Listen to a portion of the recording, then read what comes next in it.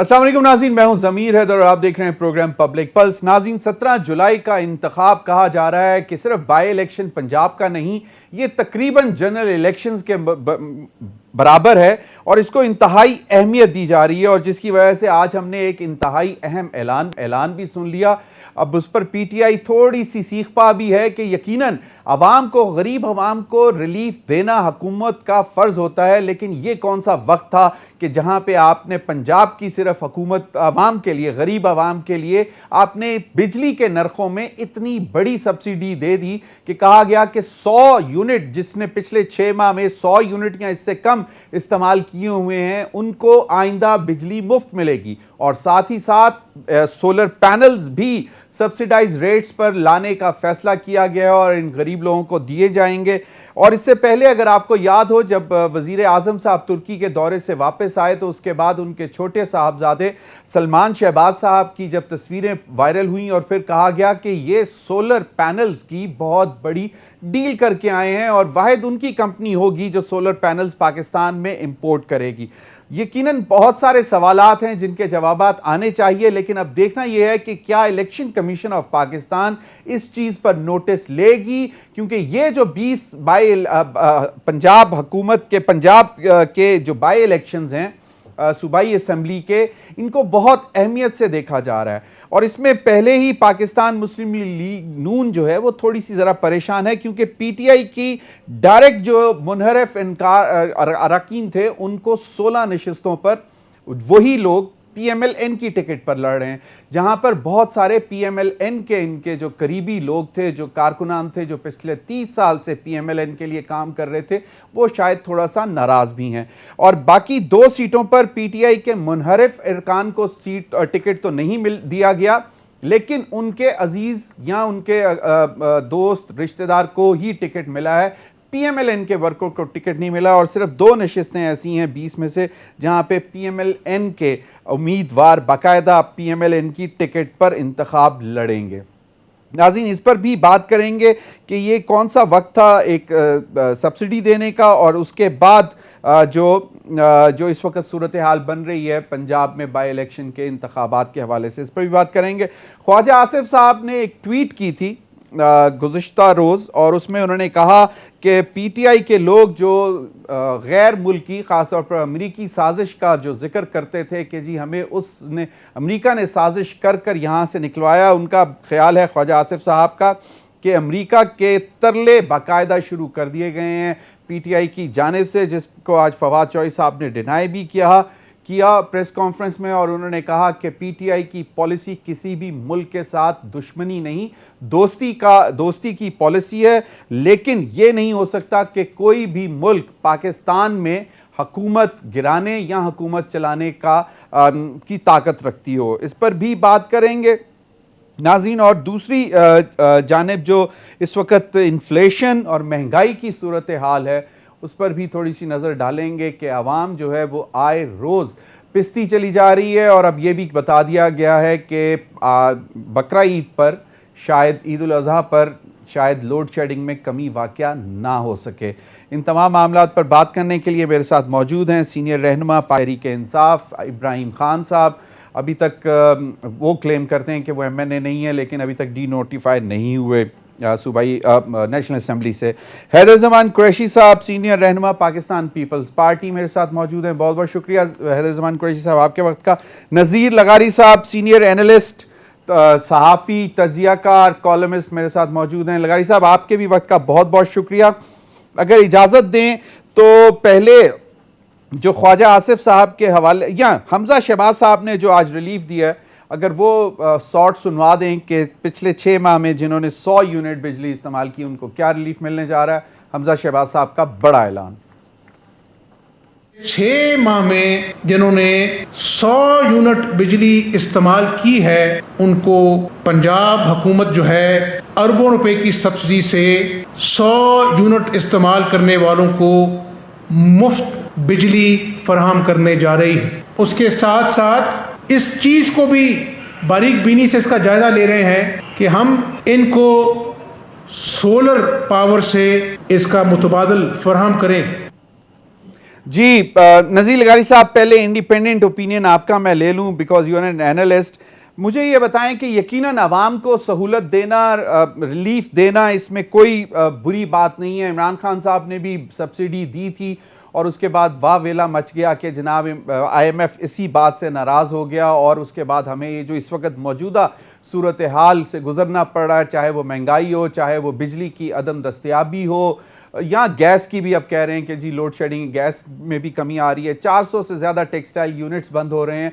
इस तमाम सूरत हाल में ये रिलीफ देना यकीनन बहुत अच्छी बात है, लेकिन इसके लिए एक तो ये बताएं कि पैसा कहाँ से आएगा, क्योंकि अगर पैसा नहीं था सब्सिडीज़ देने के लिए तो इसके लिए कितने, जो अभी उन्होंने अनाउंस किया 100 अरब से ज़्यादा की सब्सिडी पंजाब हुकूमत दे रही है। और दूसरा ये कि इंतखाबात 17 जुलाई को इंतखाबात होने हैं, तो is this A political relief कि ये एक दाना जिसको कहते हैं कि अपने वोटर वर्कर को डाला गया है? मेरा नहीं ख्याल है कि पाकिस्तान में कितने लोग होंगे जो 100 यूनिट बिजली से कम या 100 यूनिट बिजली जलाते हैं। बिजली तो कोई भी घर होगा, कोई भी कंज्यूमर होगा, वो 200-300 यूनिट तक तो बिजली जलाता ही है, इससे कम बिजली नहीं जलाया चाहिए। लेकिन अगर किसी शख्स को, आम आदमी को जो इतनी कम बिजली जलाता है, अगर कोई उसको फायदा हो रहा है तो मेरे ख्याल में इसको फायदे को तो लोगों को मिलना चाहिए। बेचारे उन्होंने बहुत सताए हुए हैं और उन्होंने बहुत ज्यादा दुख देख लिए हैं, इतने ज्यादा दुख देखे हैं कि एक तो पिछली हुकूमतों के दुख थे, लेकिन पिछली हुकूमत जो थी उसने तो आई ही शायद महंगाई करने के लिए थी और उसको बढ़ाने के लिए, फिर उन्होंने आकर और ज्यादा महंगाई बढ़ा दी जो अब आए हुए हैं। तो ये अब लोगों को अगर कहीं से भी कोई रिलीफ मिलता है तो वो हम समझते हैं कि वो एक बड़ी चीज है और लोगों को, कोई किसी शख्स को तो कोई रिलीफ मिले। अब ये सूरत हाल है, मेरे ख्याल में इसको इश्यू नहीं बनाना चाहिए। अगर लोगों को इससे फायदा हो रहा है और ऐसे आम आदमी को जो बेचारे सिर्फ एक बल्ब और एक पंखे पर अगर वो उनका गुजारा हो रहा है तो उनके इस रिलीफ को तो कंट्रोवर्शियल नहीं करना चाहिए। सही। Haider Zaman Qureshi sahab, your take on this sir. Rehman Rahim, ज़मीनी रज़ा साहब बहुत शुक्रिया। बड़ा ही आपने अच्छा सवाल किया और बड़ा अच्छा इंट्रो भी दिया। मैं गुजारिश ये करना चाहूँगा सर कि पाकिस्तान के जितने रेजिडेंशियल और कमर्शियल तो इसमें है भी नहीं, रेजिडेंशियल कस्टमर्स हैं, उन पे जितनी भी बिजली की प्राइस इंक्रीजेज होती हैं, अगर आप ट्रेडिशनली देखें तो 300 यूनिट एंड अबव पहले नहीं होता था, आज से 8-10 साल पहले तक। लेकिन पिछले 4-5 साल में वो थ्रेशोल्ड कम करके 200 यूनिट कर दिया गया और ये समझा जाता है कि 200 यूनिट से नीचे जो है एक सबसिस्टेंस यानी बेसिक आपका जो पुअर ऑफ द पुअर है, जो एक पंखा या 2 बल्ब जलाता है या शायद उसके पास कुछ छोटा सा 2 पंखे हैं और उसका भी बिल जो है, अगर 100 वाट का पंखा 30 दिन चले तो तकरीबन 30-35-40 यूनिट ले जाता है। तो साथ 2-3 बत्तियां हों या अगर उसकी कोई और चीज़ें हैं तो ये 100 से नीचे रहता है। और इस वक्त 100 यूनिट का जिसका बिल आता है उसको तकरीबन 3 से 4 हज़ार रुपया बिल जो है, bill even at not increased prices आ रहा है, जो कि बढ़ जाना था। अब इसको अगर ये पोजीशन किया जाए कि जी ये क्यों दिया जा रहा है, एक तो ये IMF प्रोग्राम कंडीशनैलिटी से मुतसादिम नहीं है, क्योंकि IMF ये कहता है कि आप ब्लैंकेट सब्सिडी ना दें, आप टारगेटेड दें। तो क्योंकि 100 यूनिट से कम का डाटा मौजूद है कि जिन्होंने पिछले 6 माह में किया, तो मैं नहीं समझता, और मैं समझता हूँ कि सिंध में ये मॉडल पहले ही थरपारकर में और हैदराबाद के कुछ इलाकों में और शर्जील मेमन के हल्के में ये ट्रायल भी किया हुआ है सिंध गवर्नमेंट ने। वहाँ सोलर पैनल्स भी दिए थे और मकसद इसका ये है सोलर पैनल का कि आप पहले साल तो सब्सिडी देंगे बट इवेंचुअली सोलर पैनल से वो नेट मीटरिंग पे गवर्नमेंट को, नेशनल ग्रिड को भी देगा और उसको गवर्नमेंट, तो ये I think it's a very good idea. और इसको इस तरीके से मलाइन नहीं करना चाहिए कि बेस्ड ऑन न्यूज़ के जी अब वो एक शख्स जो है वो नहीं दे सकता। ऑल्टरनेटिव एनर्जी बोर्ड का डाटा मैं आपको बताऊं कि इस वक्त पाकिस्तान में तमाम जो एनर्जी बास्केट है जो बन रही है बिजली, उसमें से सोलर का तनासुब 1.4% है, यानी 140 मेगावाट के लगभग है जो सोलर आ रहा है। तो अगर हमारे पास और हम कई million units of solar produce कर सकते हैं। और जिस तरह ऑयल प्राइसिंग, LNG, कोल महंगा होता जा रहा है, पाकिस्तान का ये बड़ा कंपैरेटिव एडवांटेज है और हमें कम से कम लोगों को इंसेंटिवाइज करना चाहिए और जो लोग नहीं लगा सकते उनको सब्सिडाइज्ड रेट या सस्ते कर्जों पे ड्रिफ्ट करना चाहिए। तो मैं समझता हूँ this is a good thing. इसको इस ऑर्बिट में ना लें, वरना तो आप तेल सस्ता कर सकते हैं, आप सस्ता आटा दे सकते हैं, अवाम को जहां रिलीफ मिल रही है मिलना चाहिए। और 20 हल्कों के अलावा पंजाब में 148 कौमी असेंबली के हल्के हैं और लगभग 300 सूबाई असेंबली के हैं। तो सब जगह तो बाय इलेक्शन नहीं हो रहा, 100 यूनिट वाले तो बहुत और हल्कों में भी हैं जो यहाँ नहीं है। तो मैं समझता हूं कि इट्स अ गुड स्टेप, ये पॉलिटिकल ब्राइब नहीं है। चलें, आपका नुक्ता नजर आ गया। इब्राहिम खान साहब, गर्मा गर्मी पंजाब के 20 हल्कों में बाई इलेक्शन सूबाई असेंबली के लिए आज का इंसेंटिव यकीनन अप्रिशिएट तो किया जाएगा। 20 जो हैं वो पंजाब में ही हल्के हैं। आप इसको कैसे देखते हैं और क्या अब कोई क्रिटिसिज्म बनता है कि जी ये सब्सिडी के लिए, जिस तरह हैदरजमान कुरैशी साहब ने कहा कि ये शायद IMF प्रोग्राम के एम्बिट में नहीं आता, इसके लिए सब्सिडी कहीं ना कहीं से रखी है 100 अरब की और वो गरीब आम आदमी तक पहुंचेगी, यकीनन अच्छा फैसला है। तो जो पहले इमरान खान साहब ने जो फैसला किया था, जो तकरीबन 250 से पौने 300 अरब की सब्सिडी होनी थी, 150 रुपए पर कैप कर पेट्रोल और डीजल की प्राइसेस को 30 जून तक, तो वो तो आप लोगों ने बहुत नुकसान किया था ना। फिर अगर इनके पास अल्टरनेट अरेंजमेंट्स हैं कि वो पैसा इन्होंने अल्टीमेटली फिर उधार लेके, जैसे भी चाइना से 2.3 या 2.5 बिलियन इनका आया है, अगर तो ये उसकी यूटिलिटी कर रहे हैं और फिर वही उधार लेके और आगे सब्सिडाइज कर रहे हैं, मेरे ख्याल में उससे बहुत बेहतर ऑप्शन जो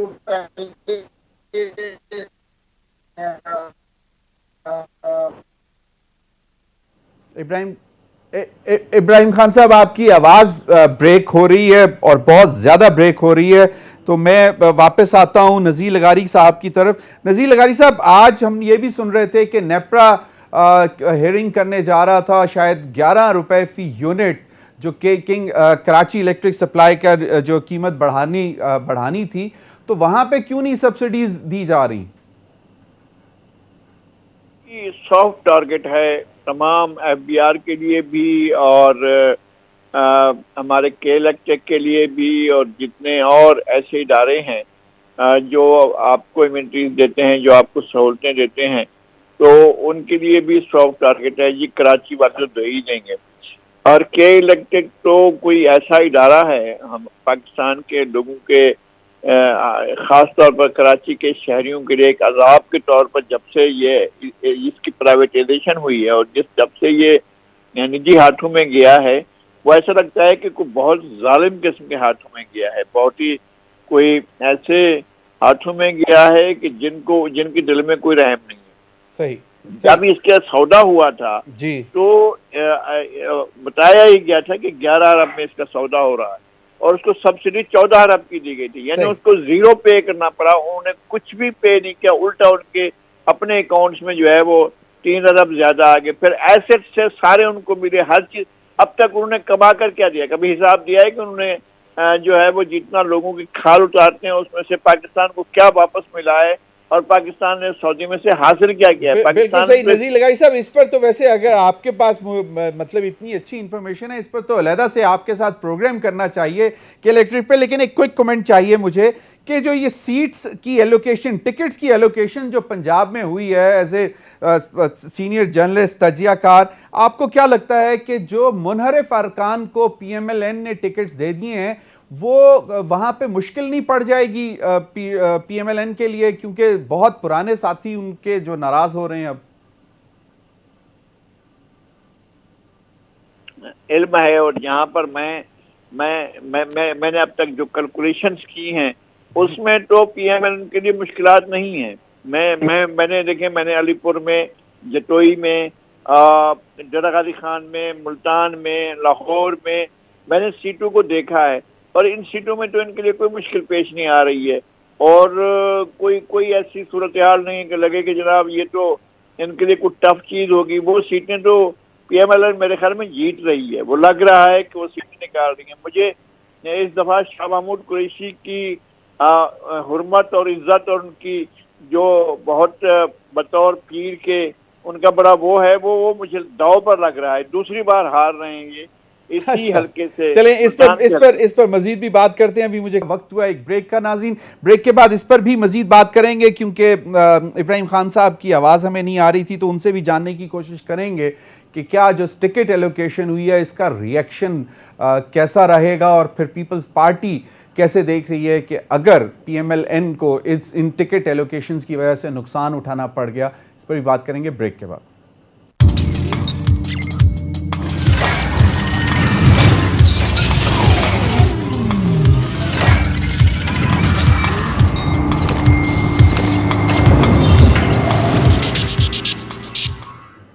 वेलकम बैक नाज़रीन। इब्राहिम खान साहब, अगर आप मेरी आवाज़ अब सुन पा रहे हैं तो मुझे एक तो वही जो पंजाब बाई इलेक्शन की सूरत हाल है, सीट टिकट एलोकेशन PTI और PMLN की जानिब से, और जो आज 100 अरब रुपए की सब्सिडी अनाउंस की है बिजली के हवाले से, उस पर ज़रा कमेंट कर दें।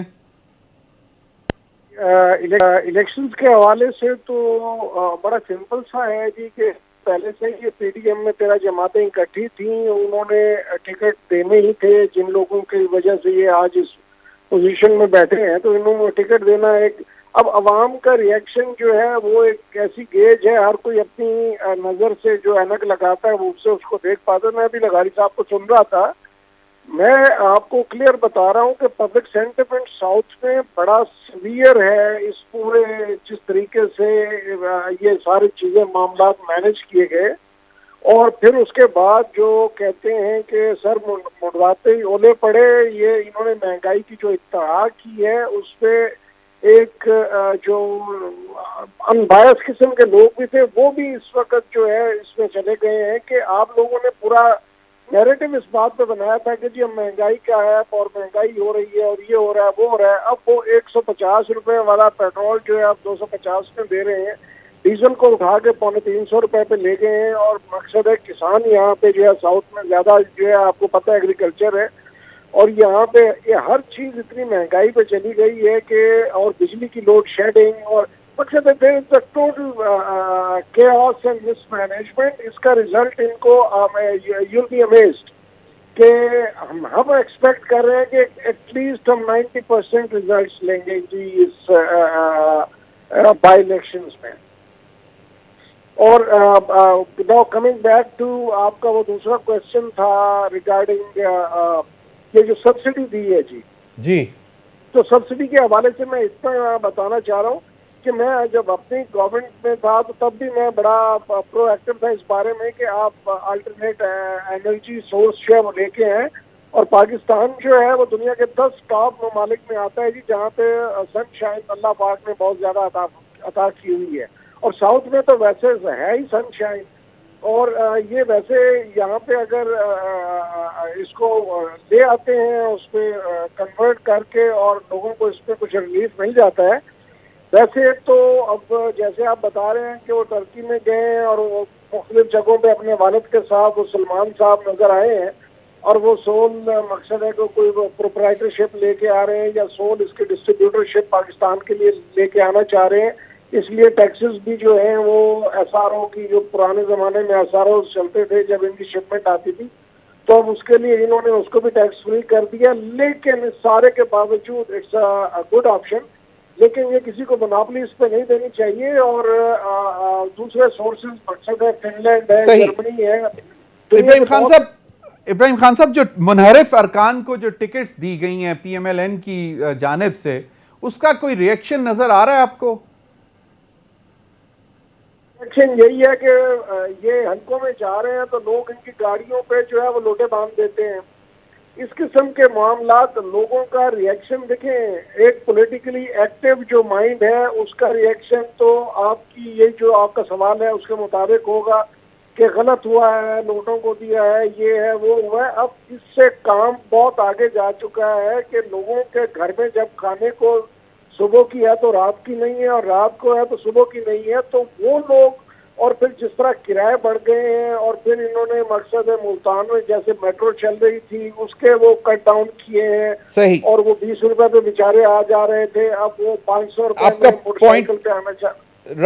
राइट इब्राहिम खान साहब, आपका पॉइंट आ गया। मैं चाहूंगा कि जरा थोड़ा सा आगे बढ़ाएं प्रोग्राम को। ख्वाजा आसिफ साहब ने ट्वीट की जिसमें उन्होंने कहा कि अमरीकी साजिश का शोर बेगम साहिबा की ऑडियो में गर्क हो गया। असलियत है कि अब अमरीका के तरले बाकायदा शुरू हैं। मिन्नत जारी है, फॉरगेट एंड फॉरगिव कर दिया जाए और लेट बायगॉन्स बी बायगॉन्स। तरले मान लिए गए तो अमरीका जिंदाबाद, नहीं तो गालियां फिर शुरू। मुल्क से बाहर और अंदरूने मुल्क इदारों के साथ फार्मूला एक है। फवाद चौधरी साहब ने इसका ख्वाजा आसिफ साहब की ट्वीट का क्या जवाब दिया, ये जरा सुन लें जी। आसिफ ने ट्वीट की कि पीटीआई ने डोनाल्ड लू के साथ हमने जाके कोई माफ़ी की है या वो बात की है। अगर आपको अमेरिका के मुतालिक हमारी पॉलिसी स्टेटमेंट का इल्म नहीं है तो हम दोहराए देते हैं। हम अमेरिका के साथ, वेस्ट के साथ, रशिया, चाइना के साथ, तमाम ममालिक के साथ अच्छे ताल्लुकात चाहते हैं, कोई दो राय नहीं है इसके ऊपर। लेकिन ये नहीं हो सकता कि कोई भी मुल्क, चाहे वो अमेरिका हो, चाहे वो वेस्टर्न ब्लॉक का मुल्क हो या इवन रशिया या चाइना हो, वो हमें बताएं हमारे मुल्क में हुकूमत कौन करेगा। जी मैं चाहूंगा कि पहले हैदर ज़मान कुरैशी साहब इस पर ज़रा कमेंट कर दें कि वाज़े तौर पर उन्होंने जवाब दे दिया कि ऐसी कोई बात नहीं है और हमारी पॉलिसी बहुत क्लियर है।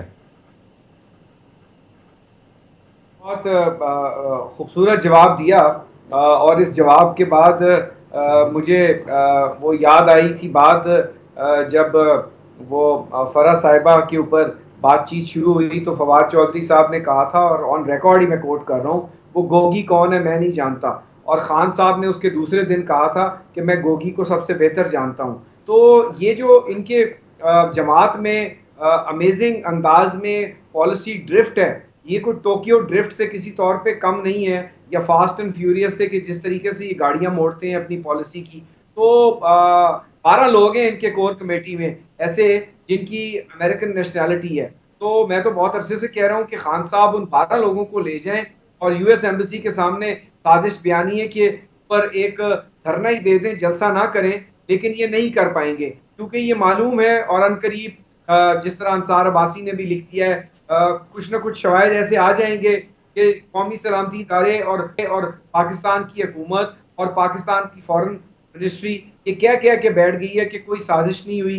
लेकिन अब लगता है कि इस साजिश को मंतकी अंजाम तक पहुंचाना पड़ेगा और कौम को वो सच दिखाना पड़ेगा जो खान साहब ने अपने पीएम को लिखा और कहा और बोला कि लेट्स प्ले विद इट। तो इनका जो असल चेहरा है वो यकीनन आना चाहिए। और उसके बाद आरिफ अलवी साहब परसों जिस तरीके से अमेरिकन एम्बेसडर, जो पाकिस्तान पीपल्स पार्टी और यूनिटी गवर्नमेंट की कोशिशों के बाद 2.5 साल बाद यूएस एम्बेसडर पाकिस्तान में कोई पोस्ट हुआ है, इनके अच्छे ताल्लुकात की हालत ये है कि ये मिस्ड कॉलों का भी इंतजार करते रहे, दुनिया इनसे बात करने को तैयार नहीं थी। और पाकिस्तानियों के लिए जो यूएस जाना चाहते हैं, स्टूडेंट्स हैं, बिजनेसमैन हैं, वीजा रिलैक्सेशन अनाउंस हुई हैं।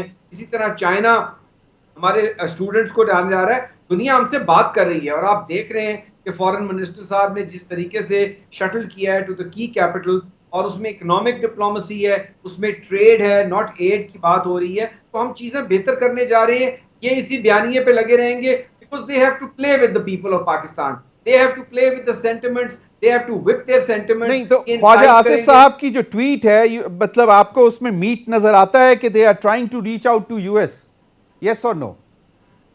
Absolutely. They have in the privately behind the scenes they are fencing. बिल्कुल कोशिश कर रहे हैं कि जी हमारा मकसद ये नहीं था, हम ये नहीं चाहते थे, हम ये नहीं कहना चाहते थे, वो देखे ना जी हम क्या करें। ये बिहाइंड द सीन ये बातें हो रही हैं। नज़ीर लगारी साहब, आपको क्या लगता है कि अब इमरान खान या पीटीआई, यूएस का जो बयानिया इन्होंने अभी तक सामने रखा है कि मुदाखलत और साजिश वहीं से हुई है, तो अब उसको क्या ये रिवर्स करने जा रहे हैं और बाकायदा उनको मतलब ये कोशिश है जो ख्वाजा आसिफ साहब ने जिसका इशारा दिया? नज़ीर लगारी साहब की से इब्राहिम खान साहब, ख्वाजा आसिफ साहब का ट्वीट और फिर फवाद चौधरी साहब का जवाब भी आपने सुन लिया। ये क्या नया बयानिया सुनने में आने वाला है आप लोगों की तरफ से, या फिर ये हुकूमत की तरफ से एक स्पिन है? देखिए, ख्वाजा आसिफ साहब की क्या क्रेडिबिलिटी है वो सबके सामने है। अभी ये जो फॉरेन मिनिस्टर साहब बने हैं उनकी क्या क्वालिफिकेशन है, क्या एबिलिटी है, क्या एक्सपीरियंस है फॉरेन अफेयर्स पे। ये मकसद है कि इनसे ये कोई चीज बाहिर नहीं हो सकती, जो मर्जी कहते जाए। फवाद चौधरी साहब ने बड़ा क्लियर कट बताया है, और अभी जो इस्लामाबाद का जलसा हुआ है उसमें फिर क्लियरली खान साहब ने कहा है कि हम किसी किस्म की जो है, पर्टिकुलरली अमेरिका का नाम लेके कहा है कि हम किसी किस्म की मुदाखलत बर्दाश्त नहीं करेंगे।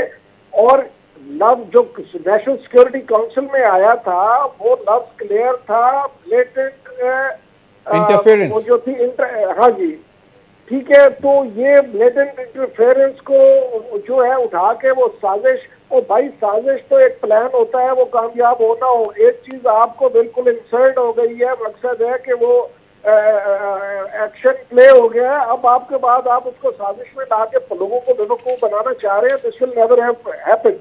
तो लोग सब समझते हैं कि ये किस तरह से ये सारे मामला हैंडल हुए, और हमारी policy from day one very clear कि we will not take dictation from anyone, and we are partner in peace and we will not be partner in war with any country in the world. सही। हम अपने हमसाया ममालिक के साथ भी और पूरी दुनिया के साथ भी अच्छे ताल्लुकात चाहते हैं। उसको ये अब उसमें टर्न करना चाह रहे हैं कि जी कि हम जनाब अमेरिका, क्योंकि अपने वो शीशे में अपना गिरबान नजर आता है जिस तरह से जाके इन्होंने ये सारा मैनेजमेंट की है। तो अब फिर वो हमें भी समझ रहे होंगे कि हम उस लाइन में लगेंगे। अगर हमें उस लाइन में लगना होता तो फ्रॉम डे वन हम इस चीज को टेकअप। सही, बिल्कुल बिल्कुल सही। मुझे ब्रेक पे जाना है, ब्रेक के बाद नज़ीर लगारी साहब पे भी इस पर कमेंट लूंगा, और फिर जो IMF के हवाले से जो सूरत हाल बन रही है उस पर भी बात करेंगे कि IMF और पाकिस्तान हुकूमत के दरमियान कहा जा रहा है कि शायद डेडलॉक आ रहा है on one issue, and that is NAB reforms जो इन्होंने लेके आए। ब्रेक के बाद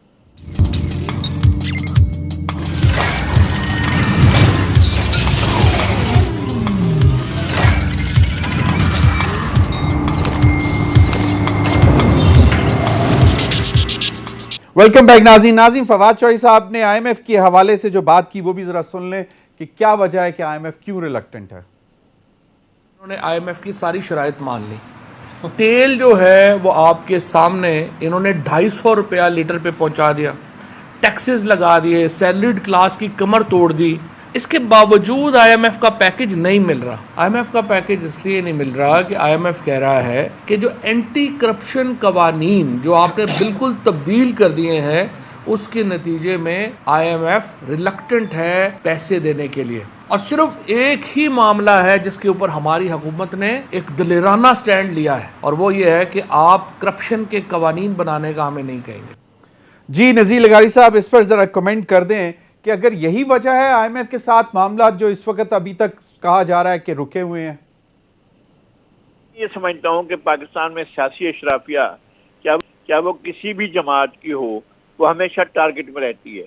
अब हुकूमत करेगी कि PTI को टारगेट करे और उनके करप्शन की बातें करे और कहे कि जी फराग होगी, और उसके हवाले से कुछ और इस तरह से उस्मान बुज़दार वगैरह वगैरह, ये सारे कहानी लेकर इससे पहले होता रहा है और किया जाता।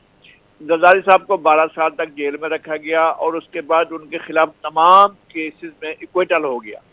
इक्वेटल होने के बाद जितने भी रेफरेंसेस सब में इक्वेटल हो गया। उसके बाद नए सिरे से साबका हुकूमत के दौर में मनी लॉन्ड्रिंग का केस लाया गया। वो ये रहा था कि एक एंकर प्रोग्राम कर रहा था। अब ये बात खुल जानी चाहिए। एक एंकर प्रोग्राम कर रहा था और एक माहौल बना रहा था, तो उसको एक बहुत ही आला ऑफिस से फोन आया, एक बहुत बड़े मनसबदार ने फोन किया कि जनाब जरा मेरी बात सुने। वो कॉल कर रहे थे, वो डायरेक्ट उस कॉल को काटा उन्होंने, वो लाइव शो कर रहा था एंकर। तो फिर आया कि जी आप वक्फा करें, अभी वक्फा लें और मेरी बात सुने। तो एंकर ने ब्रेक लिया। ब्रेक के दौरान कहा गया कि जनाब ये प्रोग्राम आप आज भी करें और कल भी करें, फिर हम इस पर कार्रवाई शुरू करेंगे। और फिर कार्रवाई शुरू हुई, जो कुछ भी हुआ वो आपके सामने है। तो ये केसेस इस तरह से बनाए गए, मैनेज किए गए, मैनिपुलेट किए गए, और सियासतदानों को, चाहे वो किसी भी ग्रुप से हों, ये नहीं है करप्शन नहीं हुआ, बहुत बड़ा करप्शन हुआ, ये नहीं है। लेकिन उसके बावजूद बहुत से सेगमेंट और हैं जहां बहुत बड़ा करप्शन हुआ है। इतना बड़ा करप्शन हुआ है कि आप सोच भी नहीं सकते कि कौन कितना करप्शन में नहाया हुआ है। लेकिन उस तरफ आप जा ही नहीं सकते। वो कहते हैं आप अगर आप अदलिया की तरफ बात करेंगे तो कहेंगे हमारा अपना मैकेनिज्म है, अगर किसी और तरफ जाएंगे तो कहेंगे हमारा अपना मैकेनिज्म है, बात नहीं कर सकते। तो मतलब आपको ये रीजन नहीं लगती? This is not the reason. जी मैं ये कह रहा हूं कि कवानीन अगर नहीं है ठीक तो कवानीन को ठीक करना चाहिए, सही। लेकिन करप्शन के खिलाफ एक क्रॉस द बोर्ड होना चाहिए। अगर सियासतदानों को टारगेट करना है तो ब्यूरोक्रेट्स को भी, जुडिशरी को भी, तमाम पाक साहब लोग जो अपना होने का दावा करते हैं सबको, सिक्योरिटी फोर्सेस को, सबको एक ही जगह से उनका हिसाब होना चाहिए। ये नहीं होना चाहिए कि जरा सिर्फ सिलेक्टेड अकाउंटेबिलिटी नहीं होनी चाहिए। वेरी राइट नजीर लगारी साहब, आपने बिल्कुल सही फरमाया। हैदर ज़मान Qureshi sahab, your quick comment, क्योंकि फिर मैं चाहूंगा कि इब्राहिम खान साहब से कमेंट ले लूं इस पर। करूंगा बिकॉज मुझे हकायक को जो मस्क किया गया है मुझे आप मौका दें। पहली बात यह है कि इन्होंने पॉलिटिकल स्टेटमेंट की बात की। आपको याद है 35 पंक्चर वाली स्टोरी? ये साजिश का बयानिया 35 पंक्चर की तरह होगा, mark my word, stamp paper पे लिख लें। अब आ जाएं आप नैब के ऊपर। अच्छा, अब पीटीआई का कमाल ये है कि ये झूठ पे बुनियाद पे ऐसा बयानिया बनाती है कि मीडिया समेत अवाम भी एक मिनट के लिए बिल्कुल बॉन्कर्स हो जाते हैं। फरवरी में IMF में जब पीटीआई की हुकूमत थी, उस वक्त जो फ्रेमवर्क एग्रीमेंट जो इनका सस्पेंड हुआ था, उस वक्त उन्होंने ये डिमांड की थी। जब आपको याद हो, पीटीआई हुकूमत एक नैब अमेंडमेंट ऑर्डिनेंस लाई थी जिसमें ब्यूरोक्रेट्स और बिजनेसमैन को और इन सबको जो है पार्लियामेंट से मावरा करके ऑर्डिनेंस के जरिए कर दिया गया। अभी जो नैब ऑर्डिनेंस अमेंड हुआ है आपकी और नाजरीन के लिए, पीटीआई की 100% अमेंडमेंट्स प्लस सुप्रीम कोर्ट के 3 फैसले हैं जिसमें उन्होंने कहा है कि नैब में फलानी जो शिकें हैं वो आइन से मुतसादिम हैं, उनको ठीक किया गया है। और एक चीज की गई है कि उसका रेट्रोस्पेक्टिव इफेक्ट जो नहीं हो रहा था उसको किया गया है। तो ये जो चीजें हुई हैं ये आइन और कानून के मुताबिक हुई हैं, और ये जब सुप्रीम कोर्ट में जाएंगे तो ये मुंह की खाएंगे जब भी ये गए पीटीआई वाले। अब रह जाती है बात IMF की क्यों नहीं कर रहा। ना तब IMF की माननी चाहिए ना अब माननी चाहिए, because it is not the business of IMF to ask the government of Pakistan कि आप अपने मुल्क में एंटी करप्शन लॉज को ठीक करें, आप उस चीज को ठीक करें। Is this the reason? Quickly, sir. Is this the reason? Yes or no? This is not the reason. This is not the reason. तो मैं आपको रीजन बताने लगा हूं। सर, रीजन जहां पे बात अटकी हुई है वो कह रहे हैं कि दिसंबर के बाद आप जो पेट्रोलियम प्राइसेस हैं उनको कंप्लीटली डीरेगुलेट कर दें, जिस तरीके से उन्होंने पहले स्टेट बैंक को डीरेगुलेट करवाया। बिल्कुल सही। चलें, यानी कि मतलब पॉइंट आ गया आपका कि NAB laws is not the reason. Ibrahim Khan sahab, your take on this. Fawad Chaudhry sahab कहते हैं कि दिस इज द रीजन क्योंकि नैब लॉज में जो आई हैं वो फेवर कर रही हैं कुछ खास लोगों को। नजीर लगारी साहब का है कि नहीं, अगर नैब लॉज में कोई फ्लॉज हैं तो वो ये हैं कि अक्रॉस द बोर्ड अकाउंटेबिलिटी नहीं है। Your take sir. आपके साथ के अक्रॉस द बोर्ड होनी चाहिए। यहाँ पे सिलेक्टिव जस्टिस का सिस्टम जो है उसको खत्म होना चाहिए। और बदकिस्मती ये है कि अयाज अमीर साहब ने जरा इस पर खुल के बात की तो जो ट्रीटमेंट की गई वो आपके सामने है और हमें सबको मिलकर उसको कंडेम करना चाहिए। 1 सेकेंडली, अभी कोई साहब फरमा रहे थे कि क्रेडिबिलिटी पीटीआई की बातों में है या नहीं है, उसको एक तरफ रख दें। इनको ये पूछ लें कि पंजाब में कौन सा एक सीट है जहाँ पे कि आपका कोई कैंडिडेट हो या कोई कैंडिडेचर हो, या ये सिर्फ उसी डिस्गाइज में कि जी हम क्योंकि वो उसमें पार्टनरशिप में सबके साथ पीडीएम के साथ तो हम एक ही उसको बिल के सारे सपोर्ट कर रहे हैं। यकीन माने कि अगर इनको आने वाले इलेक्शन में आज मार्क माय वर्ड्स कि साउथ पंजाब में तो इनको यहाँ पे कैंडिडेट्स ही नहीं मिलने वाले, कैंडिडेट्स में नहीं मिलने वाले और बहुत बुरी शिकस्त हो सकती है। बहुत बहुत शुक्रिया लगारी साहब, इब्राहिम खान साहब, हैदर ज़मान कुरैशी साहब। नाज़रीन, अब तक के लिए इतना ही, इजाजत दीजिए। अल्लाह हाफिज।